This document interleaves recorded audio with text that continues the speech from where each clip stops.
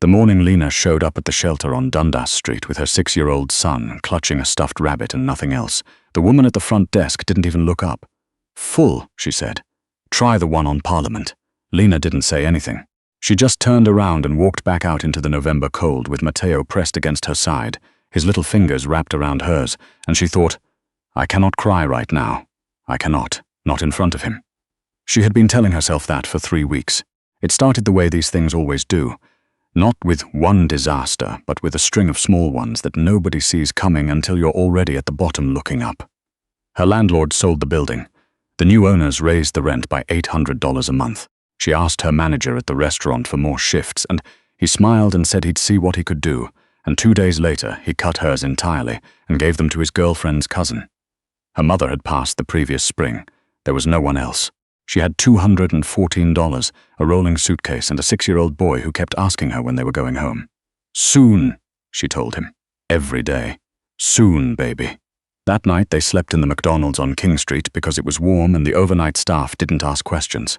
Matteo fell asleep across 2 chairs, with his head on her lap, and Lena sat there in the fluorescent light listening to the hum of the ice machine and tried to figure out what to do next.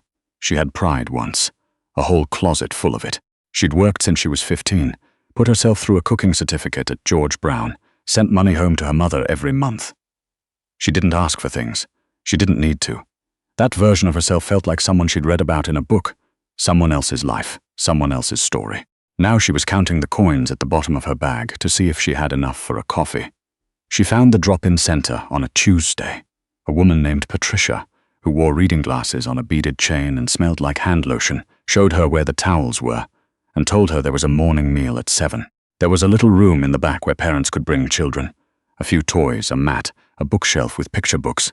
Matteo went straight to the bookshelf. He pulled out a book about trains and sat down on the mat cross-legged and started turning the pages with the kind of seriousness that only small children have, like he was studying for something. Lena stood in the doorway, watching him, and felt something crack open in her chest. She had been so focused on surviving that she hadn't really looked at him in days. How he was still trying, how he made do. He hadn't complained once, not about the cold, not about the hard chairs, not about the fact that they'd had the same granola bars for breakfast 4 mornings in a row. He just adapted, the way children do, trusting completely that she knew what she was doing. She had no idea what she was doing. Patricia appeared at her elbow with the paper cup of tea. "He's a sweet one," she said, nodding at Matteo. "He is." Lena's voice came out quieter than she meant it to. "You doing okay?" Lena opened her mouth to say yes, fine. "Thank you. That was what you said." That was the automatic answer she'd been giving for 3 weeks to anyone who asked. But something about the way Patricia was looking at her, not with pity, just with attention, like she was actually waiting for the real answer, made Lena's throat close. "Not really," she said. Patricia nodded like that was a perfectly reasonable thing to say. "Tea first," she said. "Then we'll figure the rest out." She'd been coming to the drop-in for almost 2 weeks when she first saw him. It was 8 in the morning on a Friday. Lena was helping stack chairs after the meal service. She'd started doing that, looking for small ways to be useful, because standing around waiting for things to happen to her felt unbearable. The front door opened and a man walked in. He was not what she expected. The drop-in on Dundas mostly got neighborhood volunteers, city workers in orange vests, occasional journalism students with notebooks. This man was wearing a charcoal coat that probably cost more than Lena's last 3 months of rent, and he had the kind of face that made people move out of the way without quite knowing why. Not threatening exactly, just certain, like a person who had never once in his life wondered whether he was supposed to be somewhere. He spoke quietly to Patricia at the front. Patricia pointed toward the kitchen, and he walked that way without looking around. Lena went back to stacking chairs. She saw him twice more that morning, once carrying boxes in from a van outside. He'd brought supplies, she gathered. Food, toiletries, winter coats in large garbage bags that he set down without fanfare and without waiting to be thanked. Once standing near the window with a coffee, looking out at the street with an expression she couldn't read from across the room. Focused, like he was thinking about something that had nothing to do with where he was standing. She didn't ask Patricia who he was. It wasn't her business, but she thought about that expression later, when Matteo was asleep and she was lying awake on a cot, staring at the ceiling. The way he'd looked out at the street, like he was searching for something.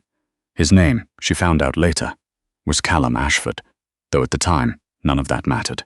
What mattered was what happened on the Thursday after, Lena had gone out early to check on a job lead, a bakery in Kensington that was looking for kitchen help, cash under the table, nothing fancy. She'd left Matteo with Patricia for an hour. The job turned out to be a 12-hour shift for $40, and the man who ran the bakery had a way of looking at her that made her skin feel wrong. She said no thank you and walked back out. She was almost back to the drop-in when it happened. The sidewalk was icy. It had rained the night before and then frozen. And she was moving quickly because she was cold and her boots had a crack in the sole that let the wet in. She wasn't watching where she was going. A man coming out of a coffee shop didn't see her either. She went down hard on her left side. Her bag spilled open across the sidewalk, her wallet, Matteo's rabbit, her folder with the documents she kept with her at all times because losing them was the thing she was most afraid of. She scrambled for them immediately, hands cold and numb, not caring about her elbow that was already starting to ache. The documents first. Here. She looked up. It was him. The man from the drop-in the charcoal coat crouched down on one knee on the icy sidewalk without any apparent concern for his trousers, collecting her papers with careful hands. He held the folder out to her. His eyes were a kind of grey-green that she wasn't expecting, and he was looking at her with that same focused expression she'd noticed before. Direct. Not pitying. Just present. "Are you hurt?" he asked. "No," she said, automat elbow. There was blood soaking through her jacket at the sleeve. "You should get that looked at," he said. "I'm fine." She got to her feet. Her left ankle protested sharply and she grabbed the wall beside her. He stood too, and for a moment neither of them said anything. She was aware of how she looked, her coat worn at the elbows, the crack in her boot, the documents she'd been clutching like they made of gold because to her they were. She lifted her chin a little. Old reflex. "Thank you," she said, meaning it to come out neutral, and was annoyed that it came out rough instead. He nodded. That was all. He didn't offer more, didn't fill the silence, didn't look at her the way people sometimes did. The look that said, "How did you end up here?" as though it was a judgment rather than a question. He just said, "Take care of that elbow," and walked on. She didn't see him again for 4 days. When he came back to the drop-in, he brought his assistant, a young woman with a clipboard who moved very efficiently and took notes on everything, and he had a meeting with Patricia in the back office that lasted almost an hour.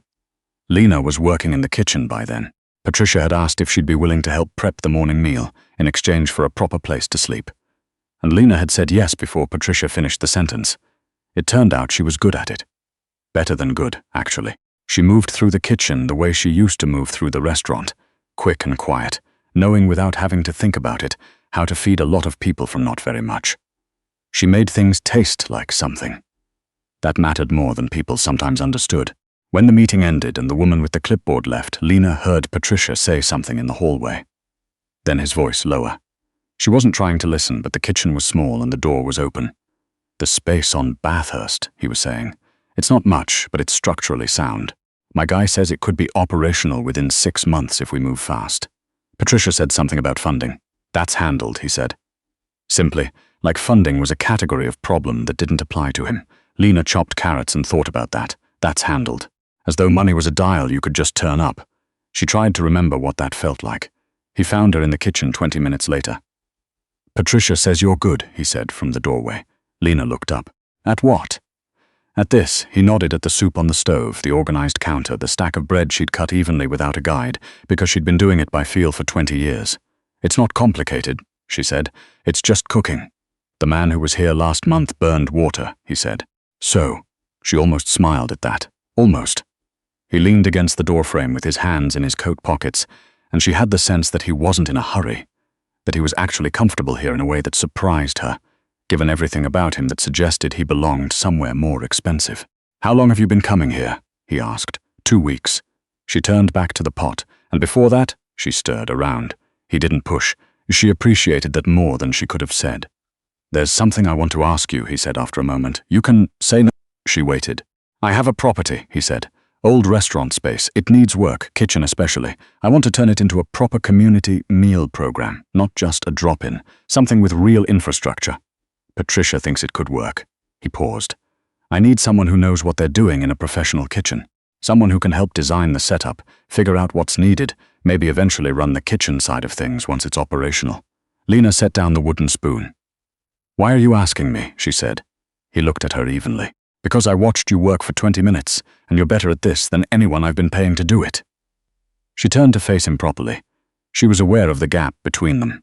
The coat, the certainty, the space he took up without trying. She was also aware of the crack in her boot and the documents in her bag, and the fact that her son was going to wake up from his nap in about 40 minutes and ask her again when they were going home. "I have a son," she said. "He's 6. I can't take anything that doesn't. I can't take anything uncertain." "I know," he said. "Patricia told me." And I'm not offering you something uncertain," he said. "I'm offering you a job, proper contract, proper pay, if you want it." She looked at him for a long moment.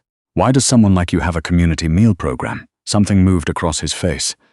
"My mother," he said finally. "She struggled for a while when I was young. Someone helped her. She never forgot it." He paused. "Neither did I." Lena looked at him for a moment longer. "I need to think about it," she said. "Of course," he said, and pushed off the doorframe. "You have my number through Patricia whenever you're ready." He was almost out the door when she said, "Mr. Ashford." He stopped and turned. "The soup needs another 40 minutes, she said. "If you're staying for the meal." He blinked. Then, for the first time, he smiled.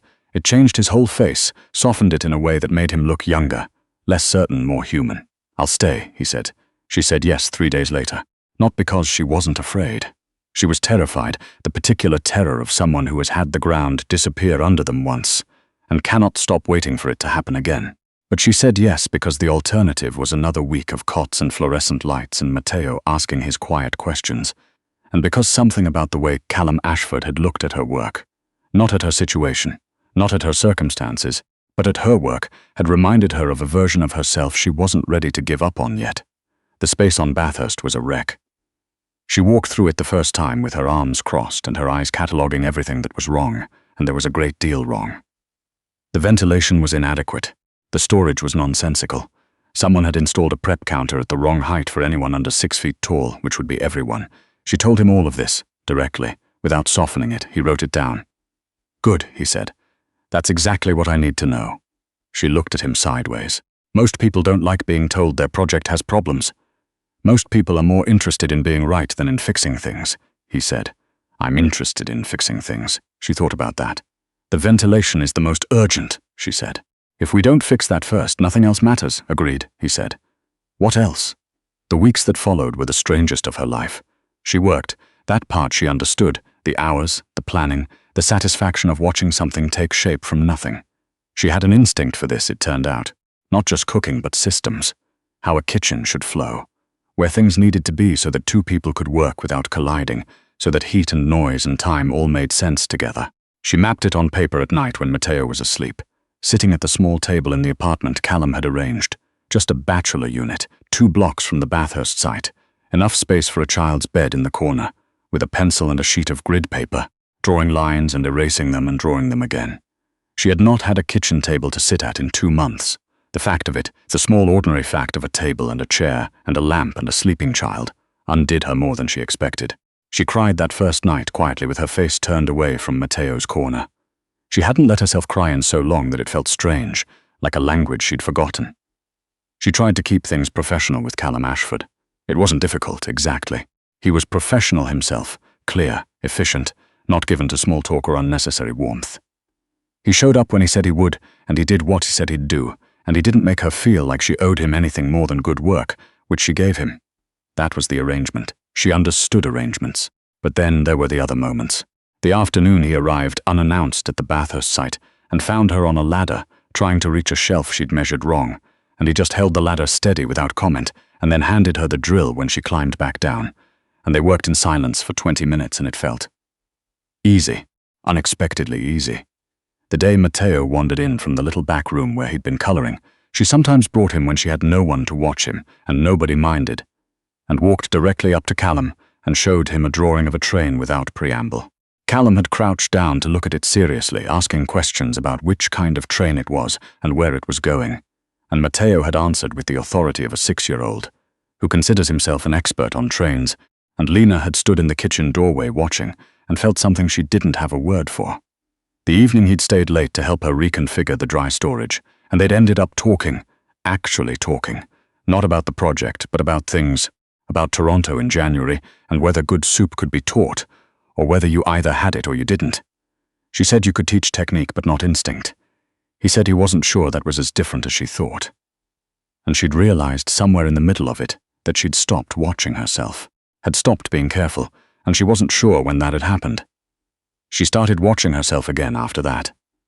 The problem with watching yourself is that once you start, you notice things you hadn't before. She noticed that he always made sure she had coffee before they got into anything difficult. She noticed that he'd quietly arranged for Matteo to be registered at the school 2 blocks from the apartment, without being asked, without making anything of it. Just sent her the information one morning with a note that said starts Monday if you want, and left the decision entirely to her. She noticed the way he talked to the other people at the drop-in, not like a benefactor, not like a project, but just like people, like their opinions about things were interesting to him. She noticed that he was alone. Not obviously, he had an assistant contractor's a lawyer she'd seen him on the phone with, but personally in the way that mattered. No one called him by his first name. No one brought him coffee. He was always the one making things happen for other people, and no one was making anything happen for him, and he didn't seem to expect otherwise. She recognized that. She'd lived that once, for different reasons. She didn't say anything about it. It wasn't her place. But she thought about it. The thing that changed everything was small. It always is.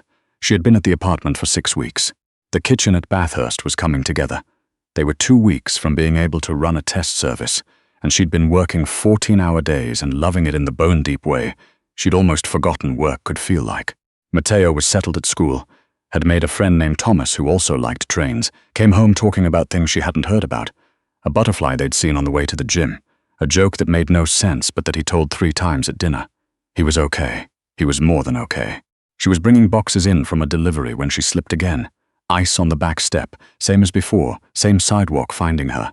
And this time she grabbed the railing and didn't go down, but the boxes did, and when she went after them, her coat caught on the latch and tore. Straight across the shoulder seam. The kind of tear you can't fix with a needle and thread. It was stupid. It was such a small thing. But standing there in the cold with the boxes scattered and her coat torn open and the wind going right through to her skin. For just a moment, the weight of all of it. How close she still was to the edge. How thin the margin was. How easily it could all still tip back. She gathered the boxes. She went inside. She held it together until Matteo was in bed that night, and then she sat at the table and put her head in her hands. She heard the knock about 10 minutes later. She wasn't expecting anyone. She almost didn't answer. But the knock came again, 3 times, patient. It was Callum. He was holding a paper bag from the Thai place 2 streets over. I was in the neighborhood, he said. Which was, she was fairly sure, not true, because nothing about the way he'd said it suggested he was actually someone who wandered through neighborhoods. She looked at him. The contractor called me, he said, more honestly. Said the back step was icy and you'd nearly gone down with the delivery. I thought. He stopped, set the bag down on the step beside him and pushed his hands into his coat pockets. I wanted to make sure you were okay. She opened the door wider. Come in, she said. He ate at her kitchen table. Matteo had padded out in his pajamas, having heard a voice, and stood in the doorway with his rabbit and looked at Callum with the frank assessment of a small child. Are you the soup man? He asked. The soup man, Callum repeated. He looked at Lena. I told him you started a place where people can get good soup, she said. He thinks it's a reasonable thing for a person to do. It is, Callum said seriously to Matteo. Soup is important. Matteo seemed satisfied with this. He came and sat next to Callum at the table and ate 3 shrimp from the container with his fingers, while Lena watched and felt the crack in her chest widen in a way that was almost like something healing. She told him about her mother that night, about the restaurant she'd wanted to open one day. Small, nothing fancy, the kind of place where the menu changed with what was good at the market. About the year after her mother got sick when she'd put everything on hold, and then slowly, without noticing, the way you don't notice the light changing, found that the thing she'd put on hold had just quietly stopped waiting for her. He listened. That was the thing about him. He actually listened, not assembling his response while she talked, not waiting for a break to redirect, but actually sitting with what she was saying. When she finished, he was quiet for a moment. The restaurant space at Bathurst, he said finally. It's bigger than we need. The back section, I was going to use it for storage, but the layout doesn't make sense for that. She looked at him. I'm not saying now, he said carefully. I'm saying eventually. When things are running, there's space there that could be something else. If someone wanted to do something with it, you're talking about the restaurant, she said. I'm not talking about anything specific, he said. I'm just saying the space is there. She looked at him for a long time. Why are you doing this? She said. Not the kitchen program, not the apartment. All of it, everything. He looked down at the empty container, back up. My mother was where you were, he said. Same city, different decade. She had me and no one else, and she was proud, too proud to ask. She almost didn't make it because of that. He paused. Someone helped her anyway, saw her before she asked. And it changed everything, not just for her, for me, for what I thought I could become. He stopped again. I have the means to do the same thing for people. Not doing it seems like a waste, and me specifically, she said. Not just a recipient of the program, me. He looked at her directly, that grey-green gaze. You specifically, he said, because you're exceptional. And because I think you know that and have been pretending you don't because it felt safer. The silence after that was the loudest thing she'd ever heard. She didn't say anything to him that night. He left at 10, thanked her for dinner that she hadn't technically made, reminded her about a contractor meeting at 8 in the morning. She lay awake for a long time afterward. She thought about the version of herself she'd been 3 months ago, sitting in a McDonald's at 2 in the morning counting coins, telling herself not yet, don't fall apart yet. She thought about Mateo's face when he'd asked the soup man a serious question and been given a serious answer. She thought about the kitchen on Bathurst, the way it was becoming something, the way she moved through it like it was already hers. She thought about what it meant to be seen before you asked.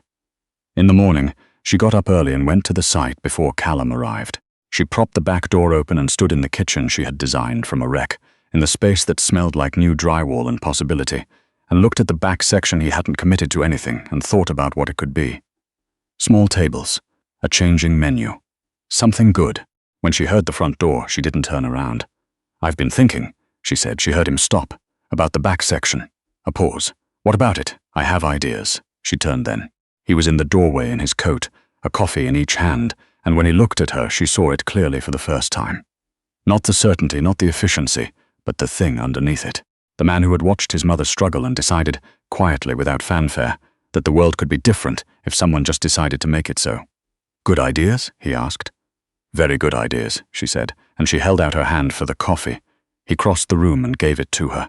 Their fingers overlapped on the cup for a moment. Tell me. So she did.